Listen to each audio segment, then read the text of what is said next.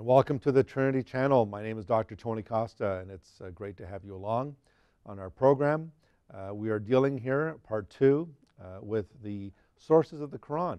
Are the sources of the Quran heavenly or are they earthly? And when we were together the last time, we were talking about how the Quran makes these unique claims for itself. It claims that it has been sent down, as we read in Surah 2, verse 185. And it also makes the point that it cannot be imitated. The Quran is inimitable. You cannot imitate the Quran. It makes the challenge to reproduce a surah like unto it if you're able to, but then the Quran says, but you're not able to, and so it doesn't matter what you bring. The answer will always be, well, you can't do it because the Quran says you can't do it, so then if you can't do it, then why offer the challenge to start with? The Quran also challenges people to bring an ayah or a verse like unto one of its verses.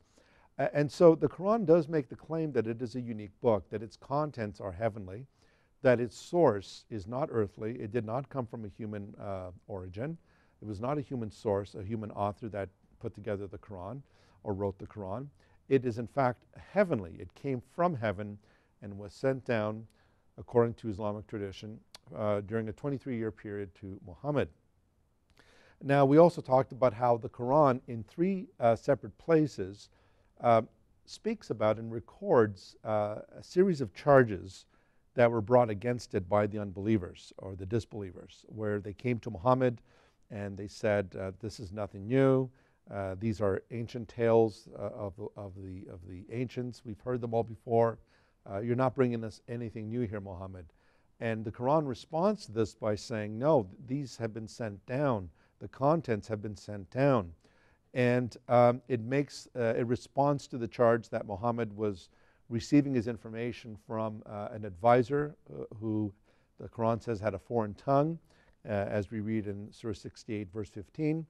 And according to the Islamic text, this was a Persian acquaintance of Muhammad. And the Quran, again, responds to that by saying that Muhammad's language is not Persian, it's Arabic, and therefore he could not have gotten this from this Persian informant. And the Quran goes on to point out that these ideas that the Quran has been fabricated or that it has been invented is nonsense, that it is indeed a heavenly text sent down. And then we started looking at some of these stories in the Quran, and we asked the question, well, are these stories really unique to the Quran? We looked at the story of Cain and Abel in Surah 5 and verse 31, and we saw how the story of Cain slaying his brother Abel and then learning how to bury his brother when a raven was sent. We found that this story was actually already well known to the Jews in particular, as it was found in the Targum of Jonathan ben Uzziah, where we have the story said that a raven was sent from God to teach Adam and Eve in that account how to bury and dispose of the body of Abel. And so the idea here is not original to the Quran.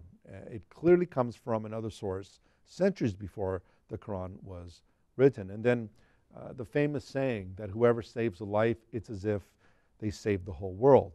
Our Muslim friends are very fond of quoting that and saying, well, the Quran values human life. It says that if you save a life, it's as if you save the whole world. And if you destroy a life, then it's like you've destroyed the whole world. But the fact of the matter is that saying, we also noticed, is not original to the Quran.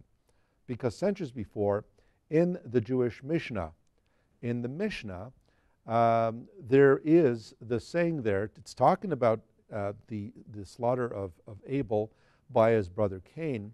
And the the Mishnah goes on to say that whoever would save a life, it's as if he saved the whole world. And whoever would slay a person, it's as if he had slain the whole world. So this idea was clearly already in existence. This teaching, this saying was already in circulation long before the Quran came along. And there's no doubt that when Muhammad was in Medina, which had a very high Jewish population there, there's no doubt that Muhammad would have come across these stories. He would have heard of these stories. Now, we also talked a little bit about the other stories we find in the Quran. For instance, the Quran talks about the story of Abraham breaking the idols, his father's idols, and then being thrown into a fire by Nimrod, and then being delivered, as we see in Surah 21, verses 51 to 71. But this story, as interesting as it appears and as noble as it appears, was a story that was in circulation already in the Jewish communities of Arabia and other parts of the world. And the story of Abraham breaking his father's idols and then being thrown into the fire was already found in the Midrash Rabbah, which is one of the Jewish texts, along with the Mishnah and the Talmud. And in that story, we have exactly this same story being recounted about Abraham breaking his father's idols and then being thrown into the fire. The only problem, of course, when the Quran talks about Nimrod throwing Abraham into the fire, the only problem with that is we've got a historical problem, and that is Nimrod lived before Abraham. You find the story of Nimrod in Genesis 10 and 11, and he lived before Abraham, and so there's a bit of an anachronism there about Nimrod being alive in the days of Solomon. The story of Solomon and Sheba, or Suleiman in the Arabic, the story of Solomon and Sheba, as we read in Surah 27, verses 17 to 44, where Sheba comes all the way to hear Solomon, and she goes to his palace, and she travels to Solomon's palace, and we're told there that the floor of the palace was so bright, it was so shiny that she thought it was a sea of water.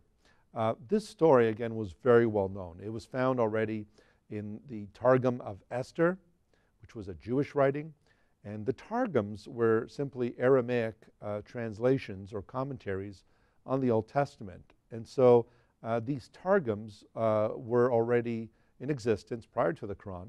And in this Targum of Esther, we have exactly the same story about Sheba coming to Solomon and how she thought the palace floor was a sea of water and so forth. The similarities are so close that this cannot be coincidence.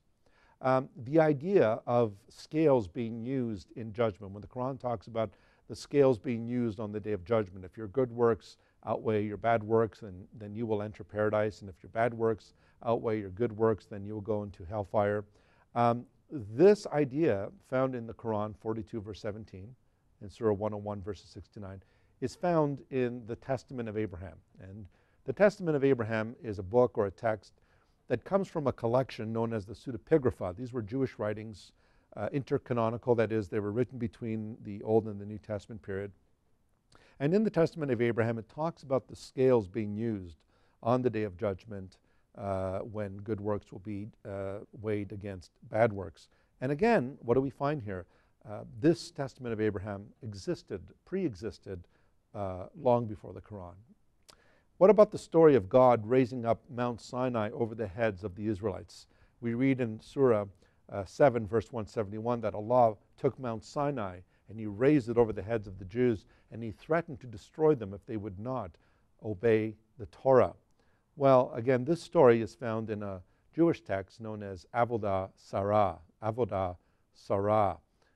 So once again, this story was very well known to the Jews of Muhammad's day. And the Quran also points out in Surah 7, verse 148, and Surah 20, verse 88, the making of the golden calf. When the golden calf was made in the wilderness, the Quran says that it came out of the fire and it lowed. It actually mooed. And this story, again, is not new. This was already known in a Jewish text called Pirkei Rabbi Eliezer. It was a text written by Rabbi Eliezer, which he said the golden calf came out of the fire and actually lowed.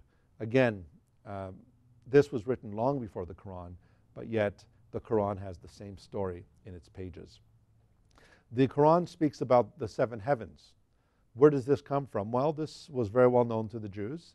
It comes from the Jewish text known as the Haggadah, and it also comes from the Zohar. The Zohar is one of the books in the Jewish Kabbalah. What about the angels and Iblis being commanded to bow down and worship Adam? Well, we saw this in the Quran, Surah 234, but this comes from the life of Adam and Eve, another one of those intertestamental texts. What about Christian sources? Does the Quran copy from Christian sources? Well, what about the story of the 7 sleepers found in Surah 18? And we find there the story of these people who went into a cave and they slept for centuries. Where did the story come from? Is this unique? Well, not at all. We know this story. It was a Christian folklore. It came from the Latin work of Gregory of Tours. And Gregory of Tours wrote the text, The 7 Sleepers of Ephesus, where he recounts this story of these people going into a cave with their dog and actually sleeping for centuries and then waking up later. So once again, this is not new. Well, what about the Quran story about Mary, the mother of Jesus, Maryam, the only woman mentioned by name in the Quran, being dedicated and raised in the temple, according to Surah 3, verses 35 to 37? Well, this story, again, is nothing new. This was a very well-known story in Christian folklore.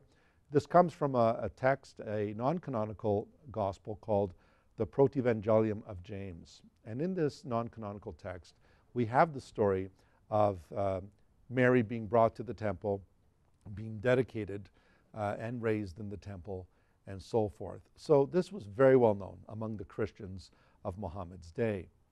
Well, what about the story of Jesus speaking from the cradle when he was an infant, according to Surah 349 and Surah 100, Ayah 110? We read in the story that Jesus spoke from the cradle and said that he was the servant of Allah. And what about the story of Jesus making clay birds and animating them? Well, all of these stories, once again, were well known long before the Quran was written.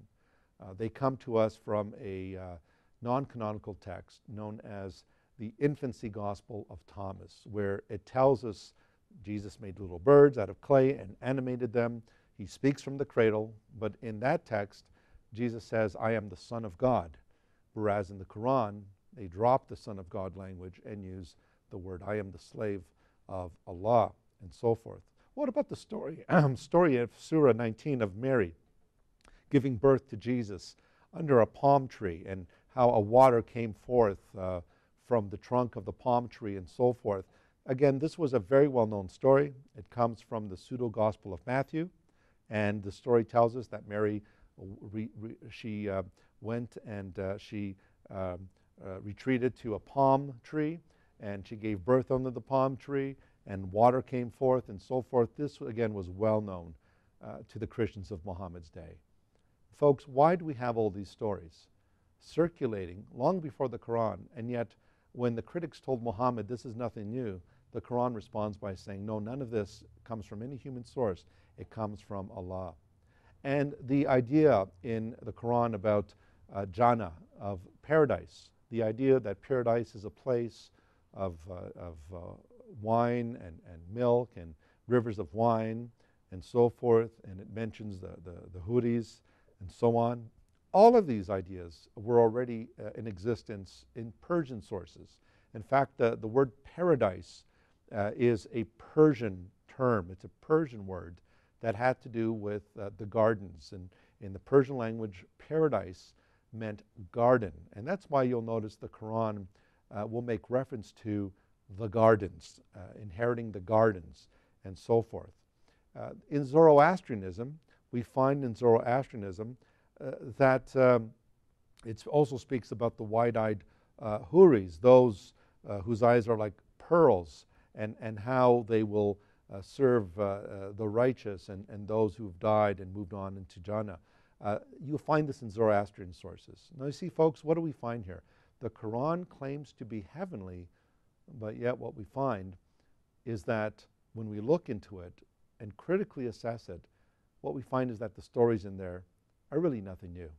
So has the Quran been sent down from God, or is it of an earthly source? I think if you've been listening and if you've been analyzing the evidence for yourself, you would find that it does come from a human source. And so I hope that this information will help you, that it will challenge you, and that you would use your God-given mind to investigate these issues further and come to the realization that we need truth more than anything else. Thank you for watching. Bye for now.